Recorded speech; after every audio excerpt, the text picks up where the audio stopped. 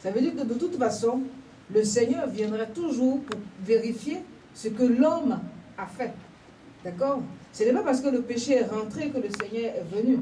Mais il était dans le programme de Dieu qu'une puissance divine puisse venir vérifier ce dont l'homme est à la gestion. Amen. Parce que l'homme a été créé en dernier pour gérer tout ce que Dieu a créé. Est-ce que vous comprenez? Voilà. C'est important de connaître les origines. Le Seigneur ne vient pas parce que l'homme a péché, mais c'était dans le plan de Dieu, à l'avance, pas par avance. C'est pas parce que Dieu a vu le péché que le Seigneur vient. Non, il était dans le programme. Vous savez, on va rentrer dans la parole de Dieu parce qu'il faut comprendre la naissance du Seigneur. Le Seigneur n'est pas né pour effacer les péchés. C'était dans le programme de Dieu que le Seigneur vient tout de même. C'est la partie... Le Seigneur n'allait pas en permanence... Le Seigneur, Dieu éternel, créateur, il est esprit. Donc il n'allait pas continuer à venir toujours en contact avec l'homme. Donc il fallait que quelqu'un d'autre vienne à sa place. C'était le Seigneur. Amen. Voilà. Dieu un est reparti en 3 personnes divines. Amen. Donc les 3 personnes divines ont travaillé ensemble dès le commencement. Le Saint-Esprit n'est pas venu comme ça. Le Saint-Esprit est l'Esprit de Dieu qui existait depuis, qui travaillait avec Dieu lui-même. Amen. Dieu lui-même, la personne de Dieu lui-même est esprit, ne sera jamais humain. Mais le Verbe s'est fait chair et habité au milieu de nous afin de nous démontrer que la vie, elle est importante. La vie que tu vis, elle est importante. Amen. La vie que tu vis, c'est la promesse de Dieu. Dans ta vie, il y a une responsabilité de gérer tout ce que Dieu a créé. De gérer ta propre vie. Ça veut dire que nul n'a le droit de se ôter la vie. Nul n'a le droit de détruire sa vie. Nul n'a le droit de se laisser faire. Non. Ton devoir, c'est de assujettir. Ton devoir, c'est de réussir. La responsabilité de Dieu, c'est de te faire réussir. Ça veut dire que toi, tu dois, et Dieu viendra te soutenir. Mais si tant que toi-même, tu ne fais pas le pas, Dieu t'observe. Amen. Parce que Dieu t'a donné la responsabilité d'agir. Amen. C'est pour ça qu'il dit, il a fait l'homme à sa ressemblance et à l'image de lui. Ça veut dire que Dieu a donné à l'homme une partie de lui. Dieu est esprit, donc l'homme ne sera jamais esprit. Mais l'homme porte en lui l'esprit de Dieu, le souffle, l'intelligence, le raisonnement. Ça veut dire que l'homme a la raison du bien et du mal. Amen. Ça c'est ce qui fait de l'homme à la ressemblance de Dieu. Pas parce que l'homme est Dieu, mais l'homme a des caractéristiques de Dieu. Amen. Ton devoir en 2017, ce serait d'être responsable. Alléluia. De te gérer toi-même. D'être engagé. Engagé dans un processus de réussir. De trouver un travail. Et de t'engager dans ce travail. De t'engager dans ta foi. Oui. Être responsable et ne pas être engagé, c'est 2 choses différentes. Amen. Donc, la responsabilité, l'engagement et le positionnement. Qu'est-ce que je voudrais être dans le travail? Où est-ce que je voudrais aller? Amen. Ça veut dire qu'il faut avoir des projets. Il faut te positionner. Le Seigneur dit quoi? Qu'il fait de nous les premiers et non les derniers. C'est un positionnement. Ton positionnement divin, c'est que Dieu fait de toi premier et non dernier. Si tu es dernier, si tu es échoué, c'est que ce sont tes erreurs qui t'ont fait échouer, non pas le plan de Dieu. Car dans le plan de Dieu, il fait de toi premier. Amen. Dans sa parole, c'est une promesse. Amen. Impact au sein de ton travail, c'est par ton travail. Tu ne peux pas impacter autrement. C'est par ton travail que tu dois impacter. Tu dois prouver que tu es capable. Amen. Impact dans ta famille, à travers ta foi, par ton attitude. C'est par nos attitudes qu'on peut attirer un païen. Ou on peut le décourager. Alléluia. Et ensuite, la transformation. Si avant, tu ne pouvais pas faire les choses, mais parce que tu as accepté véritablement le Seigneur dans ton cœur, tu es maintenant capable de le faire. Le Saint-Esprit t'a transformé. Donc il faut chercher la transformation divine. Parce que c'est l'année de la purification divine. Il faut que le fait que tu travailles, tu sois heureux dedans. Il faut faire ce où tu te sens bien. Alléluia. Amen. Il ne faut pas faire les choses parce que par obligation. Il faut faire les choses parce que tu es en cohésion avec la chose. Et c'est cela qui va te transformer, qui va te rendre responsable, qui va t'amener à t'engager, à te donner une identité professionnelle et une carrière. Alléluia. Ça veut dire que positionnement, il faut te connaître. Savoir qui tu es. Je suis chrétien, mais un chrétien efficace, un chrétien résistant, un chrétien persévérant. C'est ta foi qui va te permettre d'avancer. Parce que rien n'est facile. Celui qui veut la facilité, il fait ce qui est mal pour atteindre son but. Mais derrière, il y a toujours des conséquences, des choses faciles. Alléluia. Il y a l'effusion de l'esprit. Puisque tu as accepté le Seigneur sera avec toi. Le Saint-Esprit, il est le consolateur. Dieu ne dit pas que toujours les choses seront bien. D'ailleurs, elle a eu la douleur de l'enfantement. Ça vient d'où? Ça vient depuis Genèse chapitre 3. Car Dieu a maudit la femme en disant qu'elle s'intéresserait à son mari, mais son mari la négligerait et qu'elle aura les douleurs de l'enfantement. Le Seigneur, dès sa naissance, a porté ce fardeau de la douleur. Pas parce que Dieu ne pouvait pas empêcher sa mère de ne pas avoir la douleur, il est Dieu. Mais cela donne le modèle de ce que la parole s'est appliquée même à son propre fils. Vous comprenez? Si Dieu lui-même a donné son fils dans la souffrance, ce n'est pas l'homme qu'il a créé dans le ventre de sa mère qui ne peut pas souffrir ici dans ses erreurs. Alors que Dieu, son fils, n'a pas commis aucun péché. Mais Dieu a voulu lui faire vivre ce que l'homme ressent. Donc, pourquoi le Seigneur a la compassion de l'homme? Parce qu'il a ressenti la douleur que vit l'homme dès sa naissance et dans tout le processus de sa vie. Alléluia. Amen.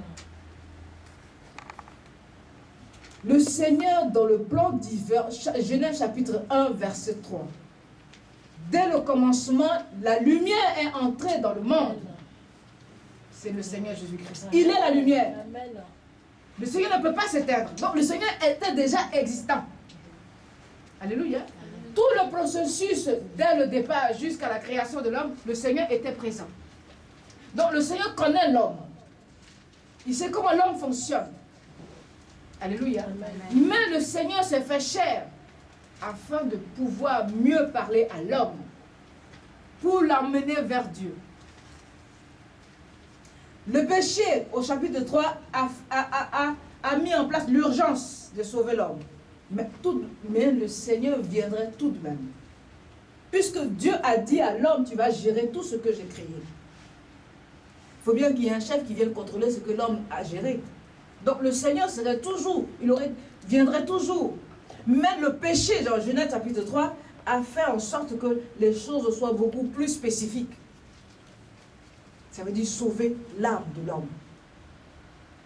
Non pas mais pour Dieu. Pourquoi sauver l'âme? Même envers les chrétiens. À partir du moment où on est chrétien, on sera tous avec le Seigneur Jésus-Christ. Puisqu'on est chrétien. Et on dit le Seigneur, il est fidèle. Même s'il est chrétien et il s'est détourné pour aller pratiquer la puissance du mal, il sera avec le Christ pendant les 1000 années. C'est pour ça que c'est important la naissance du Christ. C'est pour ça qu'il était important pour le Seigneur qu'il vienne, qu'il naisse comme l'humain. Le Seigneur est venu comment? Le Seigneur est venu par le biais d'une femme vierge. Disons qu'elle avait 18 ans, fiancée à un homme du nom de Joseph. Alléluia. Amen. Joseph ne l'a pas connue. Elle vivait chez ses parents à Nazareth. Alléluia. Amen. Elle était d'une famille modeste, mais de la lignée que Dieu avait choisie pour que vienne le Messie. Et non pas de la lignée de Salomon, mais de Nathan, le fils à David. C'est pour ça qu'on dit fils à David, et non fils de Salomon. Puisque la lignée de Salomon était maudite. Vous comprenez? Et donc c'est là où les Juifs ne veulent pas croire que c'est parce que la lignée de Salomon était maudite. Mais le Seigneur n'est pas né de la lignée de Salomon, il est né de la lignée de David par Nathan, son fils. Alléluia. Donc d'une souche qui n'est pas maudite mais bénie. Le Seigneur, la Vierge Marie vient de cette lignée. Elle est vierge, fiancée aussi à un lévite. Et ils ne se sont pas connus. Chacun vivait chez soi. Elle a eu la visitation de l'ange Gabriel, ce qui s'appelle l'homme phare de Dieu.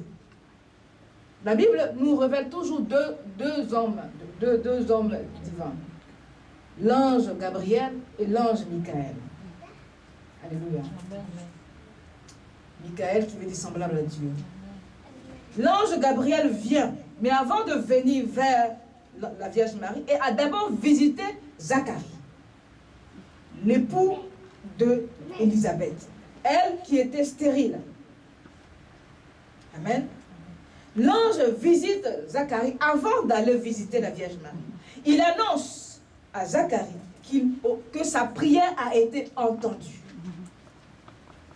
Luc 1,13, ça veut dire que Zacharie et son épouse priaient Dieu pour pouvoir avoir dans leur vieillesse un enfant, un fils. Mais Dieu les avait déjà choisis. Alléluia.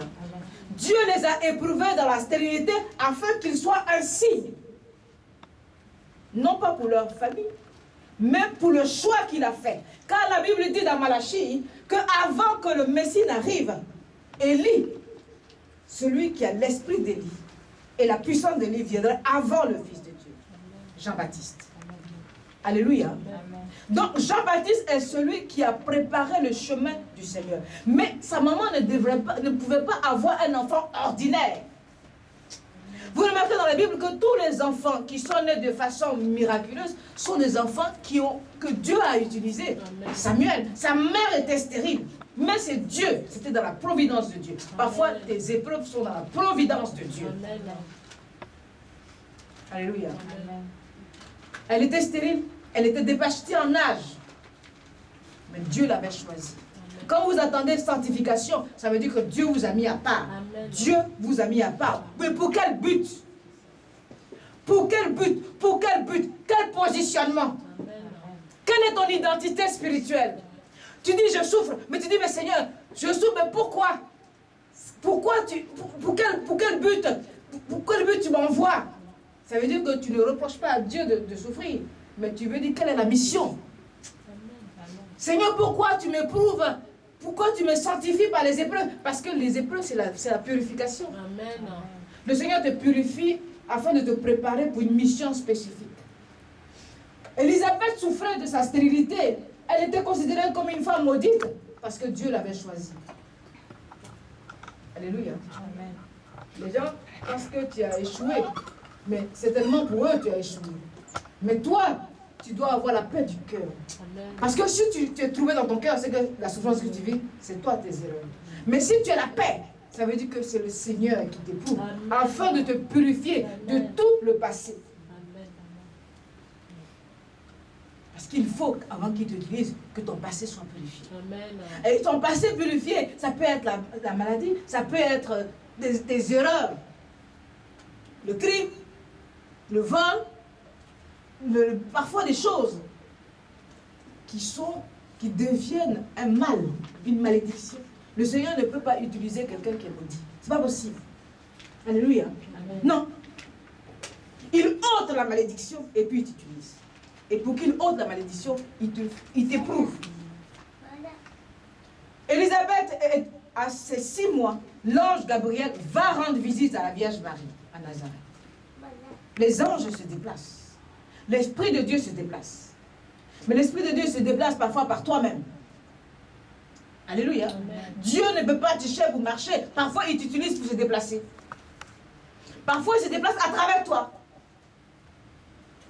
Mais de même que le Seigneur t'utilise, c'est de même que Satan aussi utilise l'homme. Mais la différence, c'est que lui, il détruit. Il détruit l'homme qu'il habite. Il détruit l'homme pour lequel il a habité l'autre. Satan a habité Ève pour détruire Adam. Mais en même temps, il a détruit Ève. Puisque à cause de lui, Ève a été maudite, Adam a été maudit. Vous voyez ce que je veux dire? Celui qui est possédé, il s'est détruit lui-même, mais il te détruit aussi. Et il détruit